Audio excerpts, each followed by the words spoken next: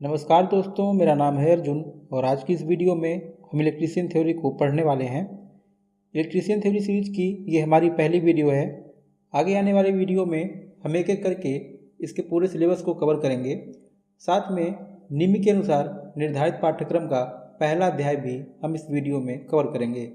तो चलिए वीडियो को शुरू करते हैं। तो आइए हम सबसे पहले देखते हैं कि विद्युत विज्ञान किसे कहते हैं।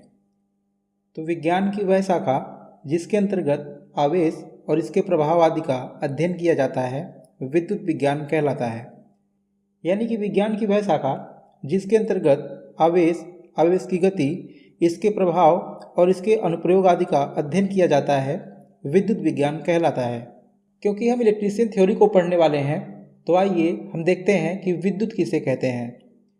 तो विद्युत एक प्रकार की ऊर्जा है जो इलेक्ट्रॉन या आवेश के स्थानांतरण के कारण उत्पन्न होती है। तो यहाँ से हम ये कह सकते हैं जब आवेश गतिशील होता है तो इसे ही विद्युत कहते हैं। आइए इसको हम चित्र के माध्यम से समझते हैं।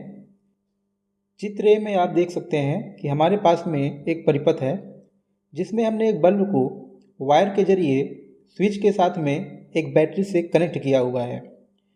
लेकिन क्योंकि यहाँ पे स्विच ऑफ होने के कारण हमारा परिपथ खुला हुआ है और खुले हुए परिपथ में कभी भी आवेश फ्लो नहीं करता, जिसके कारण हमारा बल्ब ग्लो नहीं करता।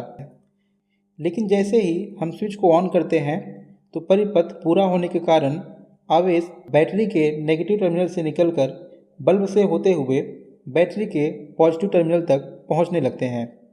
हम जानते हैं बैटरी के नेगेटिव टर्मिनल पे ऋण आवेश जबकि पॉजिटिव टर्मिनल पर धन आवेश होता है और विपरीत प्रकार के आवेश एक दूसरे को आकर्षित करते हैं। तो इस प्रकार इलेक्ट्रॉनों का प्रवाह होना शुरू हो जाता है और इलेक्ट्रॉन के प्रवाह को ही हम विद्युत कहते हैं। इस प्रकार हमारा बल्ब ग्लो करने लगता है। विद्युत के बारे में मैं अलग से एक वीडियो लेके आऊँगा जिसमें हम विद्युत के बारे में डीपली डिस्कस करेंगे। क्योंकि ये हमारी इंट्रोडक्शन क्लास है तो इसमें हम विद्युत का सामान्य परिचय देखेंगे। आइए अब हम देखते हैं कि विद्युत कार्य किसे कहते हैं। तो विद्युत कार्य एक व्यक्ति होता है जिसे विद्युत की जानकारी हो तथा वह मोटर, जनरेटर, अल्टरनेटर, ट्रांसफार्मर आदि की मरम्मत व वैद्युतिक मीटर तथा पैनलों आदि की स्थापना कर सके। विद्युत कार्य को सामान्य भाषा में लाइनमैन या बिजली मिस्त्री भी कहते हैं। आइए देखते हैं कि विद्युत कार्य के कौन कौन से कर्तव्य होते हैं। तो विद्युत कार्य को अपने सभी कार्यों को सुरक्षित ढंग से करना चाहिए। विद्युत कार्य को कार्य करते वक्त जल्दीबाजी नहीं करनी चाहिए। विद्युत कार्य को सभी कार्य BIS यानी कि ब्यूरो ऑफ इंडियन स्टैंडर्ड के नियम के अनुसार ही करना चाहिए। विद्युत कार्य को सभी प्रकार के सुरक्षा नियमों तथा सुरक्षा संकेतों का पालन करना चाहिए। तो एक विद्युत कार्य को ही नहीं बल्कि किसी भी व्यक्ति को कोई भी कार्य करते वक्त सुरक्षित ढंग से कार्य को करना चाहिए और सुरक्षा नियमों का पालन करना चाहिए, नहीं तो दुर्घटना होने के चांस काफ़ी ज़्यादा बढ़ जाते हैं।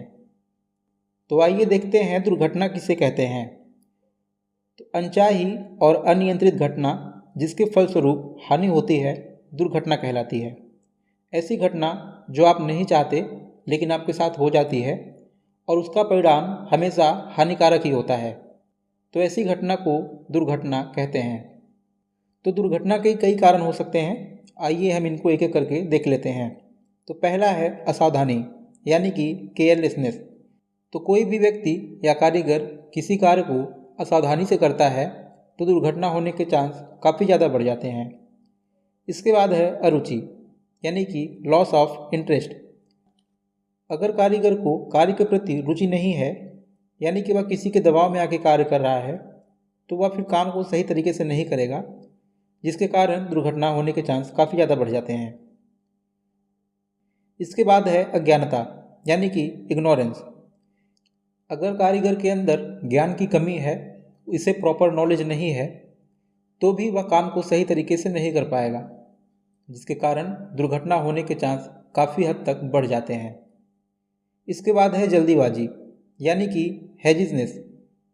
अगर कारीगर किसी भी कार्य को बहुत ही जल्दी करना चाहता है तो जल्दीबाजी के चक्कर में भी कई बार बहुत सी गलतियां हो जाती हैं। तो जल्दीबाजी के चक्कर में दुर्घटना होना एक बहुत बड़ा कारण है। इसके बाद है प्रकाश की अनुचित व्यवस्था, यानी कि आपके कार्यस्थल पर जहाँ पे आप कार्य कर रहे हैं वहाँ पर प्रॉपर लाइटिंग नहीं है। लाइट सही ना होने के कारण या अंधेरा होने के कारण वहाँ पर दुर्घटना होने के चांस काफ़ी ज़्यादा हो जाते हैं। इसके बाद है खराब हस्त औजार, यानी कि डैमेज्ड टूल्स। किसी दुर्घटना के लिए ये भी एक महत्वपूर्ण कारण है, क्योंकि अगर औजार टूटा फूटा यानी कि खराब रहेगा तो उससे आप सही तरीके से कार्य को नहीं कर पाएंगे, तो इसके कारण भी दुर्घटना होनी ही होनी है। जैसे कि मान लीजिए आपने फेस टेस्टर को लिया है और उसका इंसुलेशन डैमेज है और आपने उसको हाथ से टच कर लिया, तो वहाँ पे क्या होगा, आपको गंभीर शॉक लग सकता है। इसके बाद है असुरक्षित पहनावा, यानी कि अनसेफ ड्रेस। अगर आपने कुछ अलग तरीके का ड्रेस पहन लिया है जो कि कार्यस्थल पर नहीं पहनना चाहिए, तो इससे भी दुर्घटना हो जाती है। जैसे कि मान लीजिए आपने टाई को लगाया हुआ है, तो अब अगर आप कार्यस्थल पर कार्य कर रहे हैं और आपके पास में कोई मोटर वगैरह है और गलती से आपकी जो टाई है वो मोटर के सॉफ्ट में फंस जाती है, तो इससे क्या होगा, आपको गंभीर चोट लग सकती है। तो कार्यस्थल वगैरह पे टाई, मफलर या फिर ढीले कपड़ों को पहनना मना किया जाता है। इसके बाद है सुरक्षा चिन्ह, यानी कि सेफ्टी साइंस। ऐसे चिन्ह जिनका पालन करने से दुर्घटना से बचा जा सकता है सुरक्षा चिन्ह कहलाते हैं। सुरक्षा चिन्ह का प्रयोग अक्सर कार्यशालाओं, दफ्तरों, अस्पतालों और यातायात आदि में किया जाता है। सुरक्षा चिन्ह 4 प्रकार के होते हैं। निषेधात्मक चिन्ह, यानी कि प्रोहिबिटिव साइन। अनिवार्य चिन्ह, यानी कि मैंडेटरी साइन। चेतावनी चिन्ह, यानी कि वार्निंग साइन। और सूचनात्मक चिन्ह, यानी कि इंफॉर्मेशनल साइन। आइए हम इनको एक एक करके देख लेते हैं। तो पहला है निषेधात्मक चिन्ह, यानी कि प्रोहिबिटिव सिंबल। निषेधात्मक का मतलब होता है किसी चीज़ को मना करना। तो निषेधात्मक चिन्ह द्वारा यह बताया जाता है कि उपरोक्त कार्य को करना मना है। इनकी पहचान क्या होती है? ये चिन्ह वृत्त में बनाए जाते हैं। इनकी पृष्ठभूमि यानी कि जो बैकग्राउंड होता है वो सफ़ेद रंग का होता है और इनका जो बॉर्डर होता है वो लाल रंग से बनाया जाता है और लाल रंग की सीधी रेखा से ही क्रॉस कर दिया जाता है। ये इंपॉर्टेंट है। सीधी रेखा से क्रॉस करने का मतलब आपने उस पर कट लगा दिया और कट लगाने का मतलब ये हुआ कि आपको ये काम नहीं करना है, इस काम को करना आपको मना है। और अंदर की जो इमेज होती है वो काले रंग से बनाई जाती है। इस सिंबल को आपने अक्सर देखा होगा। इस सिंबल में सिगरेट के ऊपर लाल रंग से क्रॉस कर दिया गया है। इसका मतलब ये है कि इस जगह पर धूम्रपान करना मना है। तो यहाँ पे प्रोहिबिटिव साइन का कुछ एग्जाम्पल है। तो पहला है नो नेक्ड फ्लेम, यानी कि आग जलाना वर्जित है। दूसरा है नो स्मोकिंग, यानी कि धूम्रपान करना मना है। तीसरा है नो पेडेस्ट्रियन, यानी कि पैदल यात्री का आना मना है। इसके बाद है नो फोटोग्राफी, यानी कि इस जगह पर आप फोटोग्राफी नहीं कर सकते, यानी कि फ़ोटो नहीं ले सकते। इसके बाद है नो साइकिलिंग, यानी कि साइकिल का आना मना है। अगला है नो सेलफोन, यानी कि मोबाइल फ़ोन का यूज प्रतिबंधित है। आप मोबाइल फ़ोन का यूज इस जगह पर नहीं कर सकते। इसके बाद है नो फोर्कलिफ्ट। तो ये एक प्रकार का छोटा ट्रक होता है जिसका प्रयोग प्रायः वर्कशॉप में छोटे सामानों को एक जगह से दूसरी जगह पर ले जाने के लिए किया जाता है। तो इसका मतलब ये है कि आप इस जगह पर इस व्हीकल का यूज नहीं कर सकते। इसके बाद है नो पार्किंग, यानी कि आपको इस जगह पर पार्किंग करना मना है। अगर आपको ऐसे सिंबल्स दिखते हैं तो इसका मतलब ये है कि आपको इन कार्यों को नहीं करना है। इसके बाद है अनिवार्य चिन्ह, यानी कि मैंडेटरी साइन। जैसा कि नाम से स्पष्ट है कि आपको इस कार्य को करना अनिवार्य है। इस सुरक्षा चिन्ह द्वारा यह संकेत दिया जाता है कि उपरोक्त कार्य को करना अनिवार्य है, आपको ऐसे कार्य को करना जरूरी होता है। आइए देखते हैं कि इनकी पहचान क्या होती है। तो ये चिन्ह भी वृत्ताकार होते हैं। इनकी पृष्ठभूमि का रंग नीला होता है तथा अंदर की जो इमेज होती है वो सफ़ेद रंग से बनाई जाती है। तो यहाँ पे एक सिंबल है, इसमें हैंड ग्लव्स बना हुआ है, यानी कि आपको दस्ताने को पहनना आवश्यक है। अगर आप ऐसे जगह पे जा रहे हैं जहाँ पे ये सिंबल आपको दिख रहा है तो इसका मतलब ये हुआ कि उस जगह पर आपको दस्ताने पहनना आवश्यक है। अनिवार्य चिन्ह को आदेशात्मक संकेत भी कहते हैं, क्योंकि ये ऐसे संकेत होते हैं जिनको आपको फॉलो करना पड़ता है। अगर आप फॉलो नहीं करेंगे तो आपके साथ दुर्घटना हो जाएगी। तो यहाँ पे हमने मैंडेटरी साइन का कुछ एग्जाम्पल लिया हुआ है, आइए इनको हम देख लेते हैं। तो पहला है वियर फुट प्रोटेक्शन, यानी कि अपने पैरों की सेफ्टी के लिए आपको शूज पहनने आवश्यक हैं। इसके बाद है वियर रेस्पिरेटर, क्योंकि जिस जगह पर आप कार्य करने जा रहे हैं अगर वहाँ पे आप मास्क नहीं पहनते तो आपको स्वास्थ्य संबंधित बीमारी हो सकती है, इसलिए आपको मास्क को पहनना अनिवार्य है।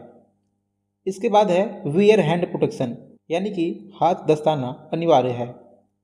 इसके बाद है वियर आई प्रोटेक्शन, यानी कि आँखों की सुरक्षा के लिए चश्मे लगाना अनिवार्य है।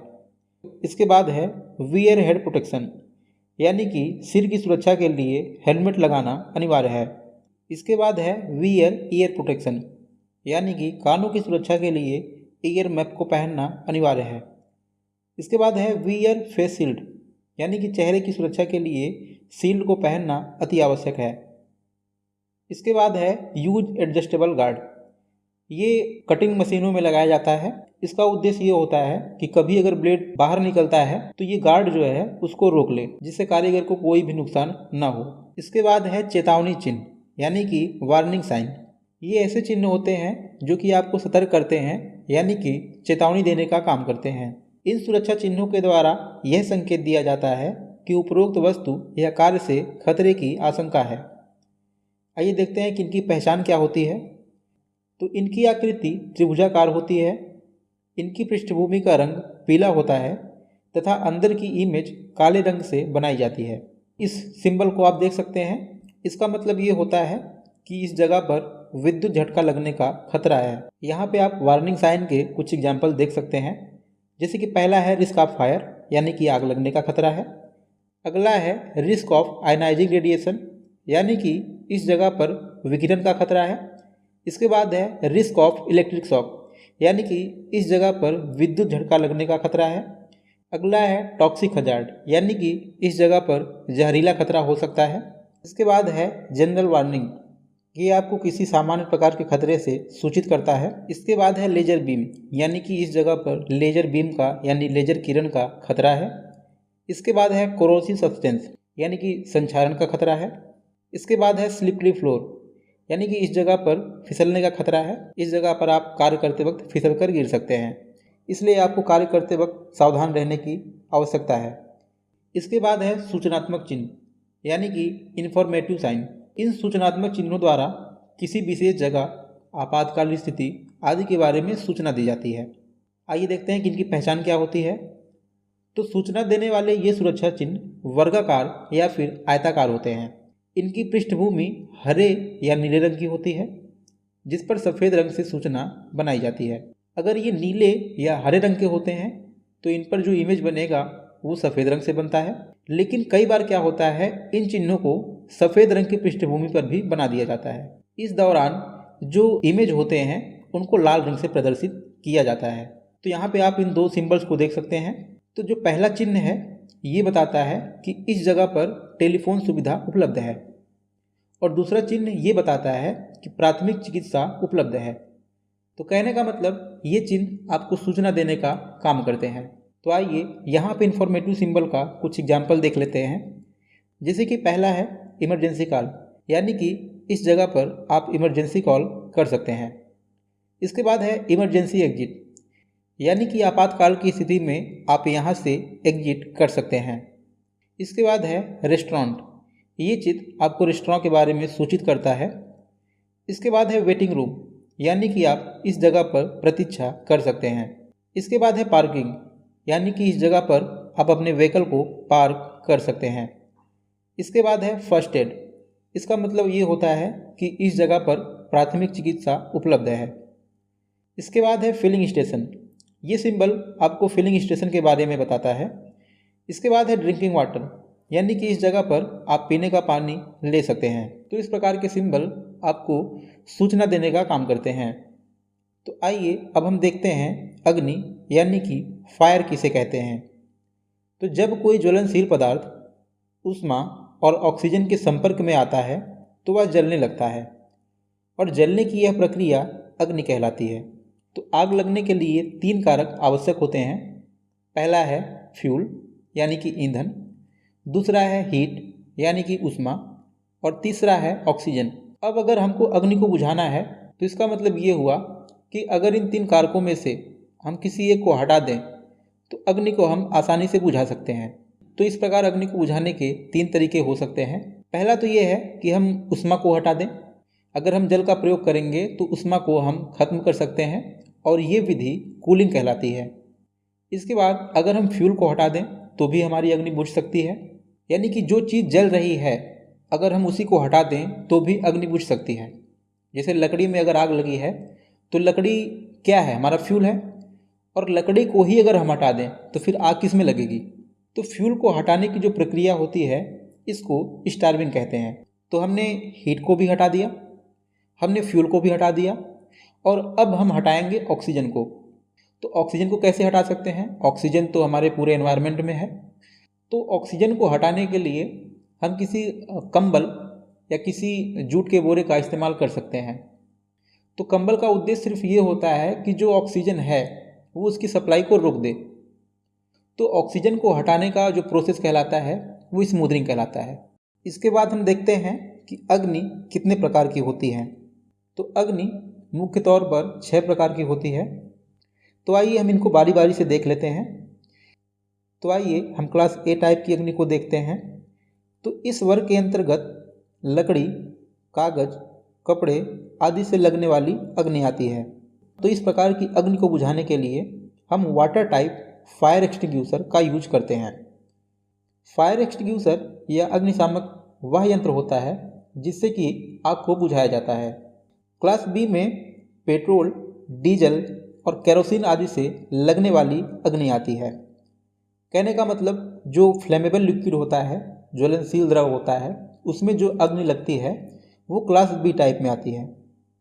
अब इसको बुझाने के लिए हम फोम टाइप फायर एक्सटिंग्यूशर का प्रयोग करते हैं। इस एक्सटिंग्यूशर में से फोम निकलता है यानी कि झाग निकलता है, जो कि पेट्रोलियम के ऊपर एक लेयर बना लेता है और ऑक्सीजन की सप्लाई को रोक देता है।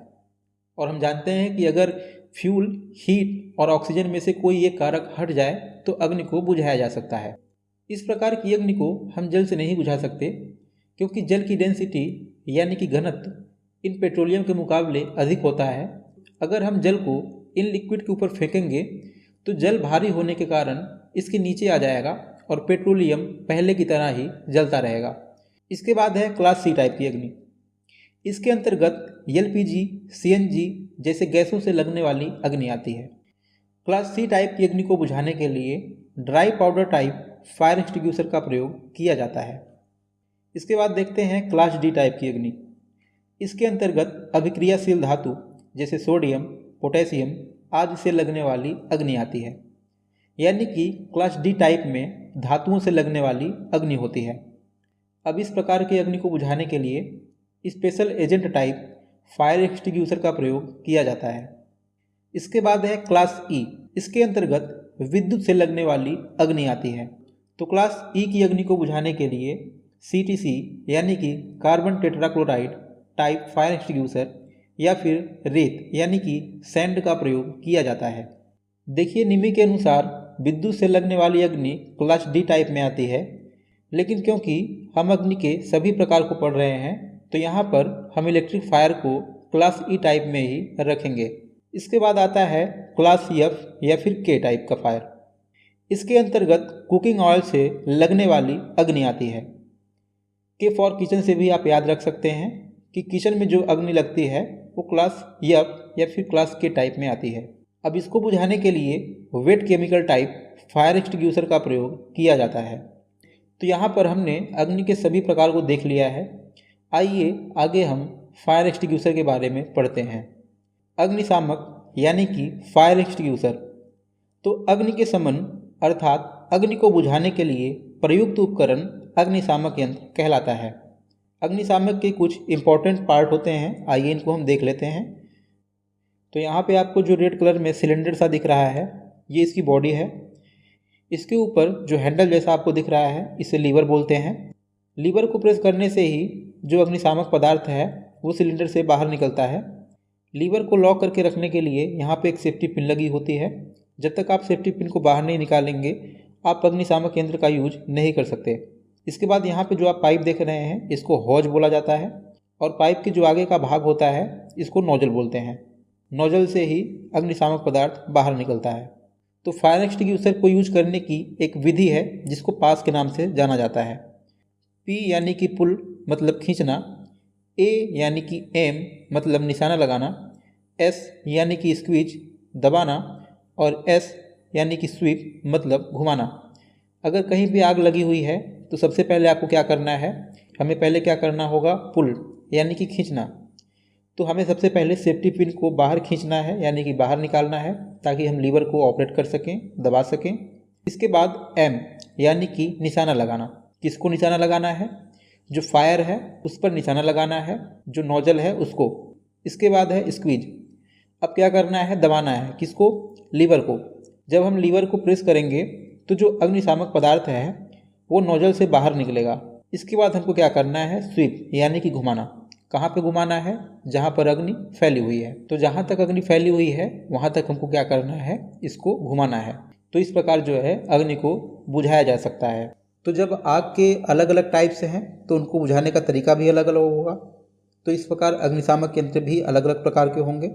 आइए इनको हम देख लेते हैं। तो पहला है वाटर टाइप। इस प्रकार के अग्निशामक यंत्र में वायु दाब के साथ जल भरा होता है। लीवर को दबाते ही जल की बौछार होती है जिससे आग बुझ जाती है। तो इस प्रकार का जो अग्निशामक यंत्र होता है वो हम ए टाइप की अग्नि में प्रयोग करते हैं। इस अग्निशामक की एक पहचान होती है कि इस पर लाल रंग की एक पट्टी होती है। इसके बाद है फोम टाइप या फिर CO2 टाइप फायर एक्सटिंग्विशर। यह अग्निशामक यंत्र जल के साथ साथ झाग भी उत्पन्न करता है जो ऑक्सीजन की आपूर्ति को रोक देता है। इस प्रकार के अग्निशामक का प्रयोग क्लास B टाइप की अग्नि में किया जाता है। अब इस प्रकार के अग्निशामक की पहचान क्या होती है, तो जो फोम टाइप का अग्निशामक यंत्र होता है इस पर क्रीम रंग की पट्टी होती है, जबकि जो CO2 टाइप का अग्निशामक यंत्र होता है इस पर काले रंग की पट्टी होती है। CO2 टाइप के अग्निशामक यंत्र का एक और पहचान होता है, इसका नोजल काफ़ी बड़ा होता है जैसा कि आप चित्र में देख सकते हैं। इसके बाद है ड्राई पाउडर टाइप। इस अग्निशामक यंत्र में अज्वलनशील शुष्क चूर्ण वायु दाब के साथ भरा होता है। इस प्रकार के अग्निशामक का प्रयोग C टाइप की अग्नि को बुझाने में किया जाता है। इस प्रकार के अग्निशामक यंत्र पर नीले रंग की पट्टी बनी होती है। इसके बाद है स्पेशल एजेंट टाइप का अग्निशामक। इस प्रकार के अग्निशामक यंत्र में विशिष्ट प्रकार का घटक मौजूद रहता है। इसका प्रयोग क्लास D टाइप की अग्नि को बुझाने में किया जाता है। इसके बाद है CTC या हेलोन अग्निशामक। इस अग्निशामक यंत्र में CCl4 यानी कि कार्बन टेट्राक्लोराइड या ब्रोमोक्लोरो डाइफ्लोरोमीथेन वायु दाब के साथ भरा रहता है। इसे CTC या हेलोन प्रकार का अग्निशामक यंत्र भी कहते हैं। तो इस प्रकार का जो अग्निशामक यंत्र होता है वो क्लास E टाइप की अग्नि में प्रयोग किया जाता है। इसके बाद है wait chemical type fire extinguisher. इस प्रकार के अग्निशामक यंत्र में विशिष्ट प्रकार का घटक मौजूद रहता है।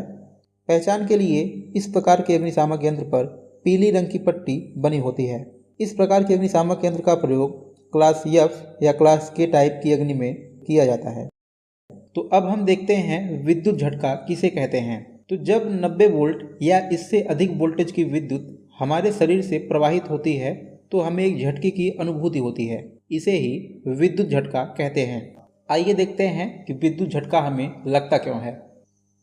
तो मैं आपको बता दूं कि विद्युत की गति प्रकाश की गति के बराबर होती है, यानी कि विद्युत की गति 3 लाख किलोमीटर पर सेकंड होती है और 1 एम्पियर में 6.25 मल्टीप्लाइड बाई 10⁻18 इलेक्ट्रॉन्स होते हैं। जब इतने इलेक्ट्रॉन प्रकाश की गति से हमारी बॉडी में एंटर करते हैं तो हमारी बॉडी इसको सहन नहीं कर पाती और कंपन करने लगती है। तो जो ये कंपन है इसे ही विद्युत झटका या इलेक्ट्रिक शॉक कहते हैं। ध्यान रखें कि वोल्टेज जितना अधिक होगा झटका उतनी ही तेज लगेगा और वोल्टेज जितना कम होगा झटका उतना ही कम लगेगा। इसके बाद देखते हैं विद्युत संपर्कित व्यक्ति को बचाना। अगर कोई व्यक्ति विद्युत से चिपक गया है तो हम उसको कैसे बचा सकते हैं। तो सर्वप्रथम हमको क्या करना है, स्वयं पर नियंत्रण रखना है और धैर्य से काम लेना है। उसके बाद मेन स्विच को ऑफ करना है। अगर मेन स्विच पहुंच में ना हो तो व्यक्ति को अपने हाथों से भूलकर भी न छुएं, बल्कि सूखी लकड़ी या कुचालक वस्तु से व्यक्ति को अलग करें। इसके बाद विद्युत से अलग करने के बाद व्यक्ति को शांत वातावरण में लेके आएं। अगर व्यक्ति बेहोश हो गया है तो तुरंत डॉक्टर को सूचित करें और डॉक्टर के आने तक उसका प्राथमिक उपचार करें। तो ये प्राथमिक उपचार क्या है, प्राथमिक उपचार किसे कहते हैं, आइए देखते हैं। तो डॉक्टर के आने से पूर्व किसी व्यक्ति द्वारा घायल व्यक्ति की जान बचाने के लिए किया गया उपचार प्राथमिक उपचार कहलाता है। तो अब देखते हैं प्राथमिक उपचार का उद्देश्य क्या है। तो प्राथमिक उपचार का जो उद्देश्य होता है वो घायल व्यक्ति को होश में लेके आना होता है, घायल व्यक्ति को खतरे से बाहर करना होता है, घायल व्यक्ति के दर्द को कम करना होता है और घायल व्यक्ति की जान बचाना होता है। इसके बाद देखते हैं गोल्डन हॉर किसे कहते हैं। तो किसी व्यक्ति के अधिक घायल होने के बाद प्रथम 30 मिनट उसका स्वर्णिम काल यानी कि गोल्डन हॉर कहलाता है, क्योंकि इस समय के अंदर अगर उसका प्राथमिक उपचार किया जाए तो खतरे की संभावना काफ़ी हद तक कम हो जाती है। तो आगे देखते हैं फर्स्ट एड बॉक्स क्या है। यह एक प्रकार का बॉक्स होता है जिसमें उपचार के लिए दर्द निवारक गोलियां, डेटॉल, बीटाडीन ट्यूब, रुई की पट्टियां, कैंची आदि रखे होते हैं। इसका प्रयोग प्राथमिक उपचार के लिए किया जाता है। तो किसी व्यक्ति का प्राथमिक उपचार करने से पहले हमें ABC प्रोसेस को फॉलो करना पड़ता है। A यानी कि एयरवे अर्थात वायुमार्ग, B यानी कि ब्रीदिंग अर्थात श्वसन और C यानी कि सर्कुलेशन मतलब कि संचरण। आइए देखते हैं ABC प्रोसेस किसे कहते हैं। तो प्राथमिक चिकित्सा से पूर्व घायल व्यक्ति की वायुमार्ग यानी कि एयरवे, श्वसन यानी कि ब्रीदिंग तथा संचरण यानी कि सर्कुलेशन की जांच की जाती है। यह प्रक्रिया ABC प्रोसेस कहलाती है। तो आइए इनको बारी बारी से देखते हैं।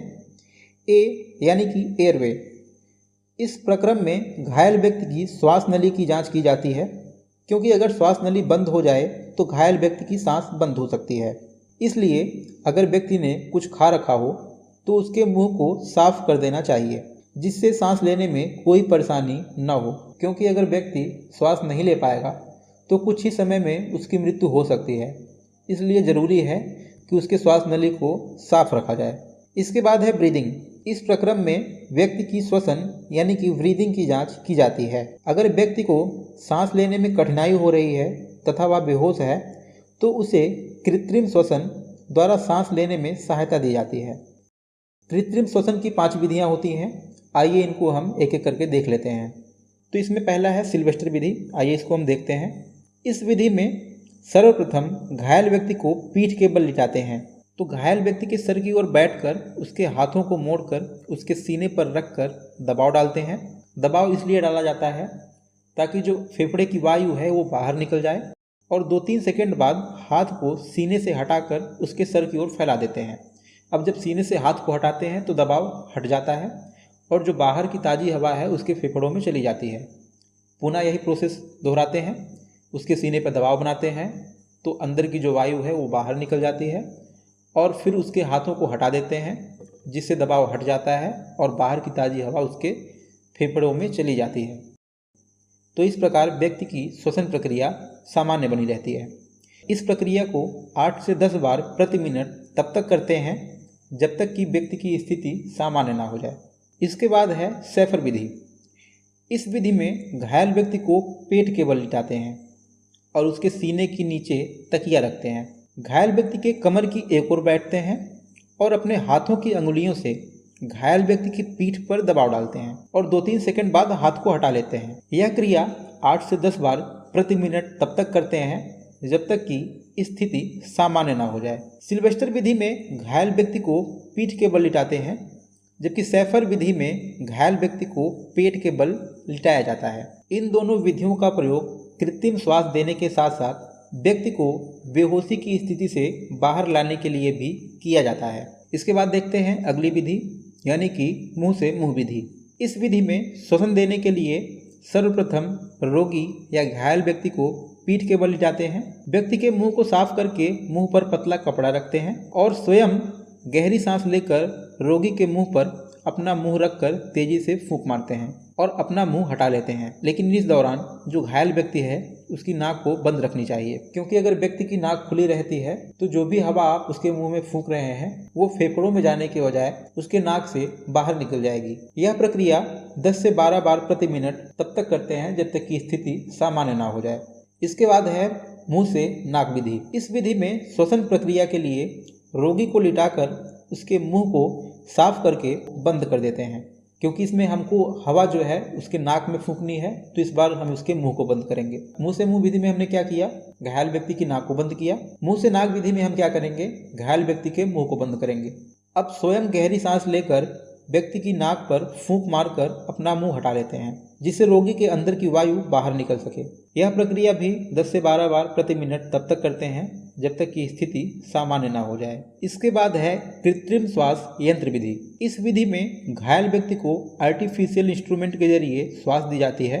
इसमें एक रबर का वाल्व होता है जिसके जरिए हवा घायल व्यक्ति के नाक तक पहुंचती है। वाल्व को दबाने व छोड़ने से बाहर की ताजी हवा सीधे मास्क में जाती है, जिससे घायल व्यक्ति को श्वास लेने में मदद मिलती है।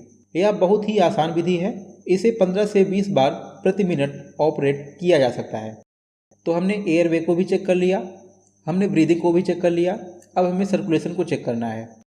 तो इस प्रक्रम में घायल व्यक्ति की रक्त संचरण यानी कि ब्लड सर्कुलेशन की जांच की जाती है। अगर रक्त संचरण सुचारू रूप से नहीं हो रहा है तो इसके लिए CPR यानी कि कार्डियोपल्मोनरी रिससटेशन प्रक्रिया शुरू की जाती है। तो इसके लिए सर्वप्रथम घायल को समतल पर पीठ के बल लिटा देते हैं। अपनी एक हाथ की हथेली को व्यक्ति की छाती पर रखते हैं तथा दूसरे हाथ की हथेली को अपने हाथ की हथेली पर ऊपर रखते हैं। हाथों को सीधा करके व्यक्ति की छाती पर दबाव डालते हैं और दबाव को हटा लेते हैं। इस प्रक्रिया को 100 से 110 बार प्रति मिनट तब तक करते हैं जब तक कि व्यक्ति की स्थिति सामान्य ना हो जाए। ध्यान रहे कि CPR प्रोसेस हर कोई नहीं कर सकता, इसके लिए अनुभवी व्यक्ति की आवश्यकता होती है। यहाँ पे ध्यान देने वाली बात यह है कि ABC प्रोसेस में आपको सभी चीज़ों को एक साथ ही चेक करना है, जैसे कि व्यक्ति की एयरवे को, ब्रीदिंग को और सर्कुलेशन को साथ में चेक करना है।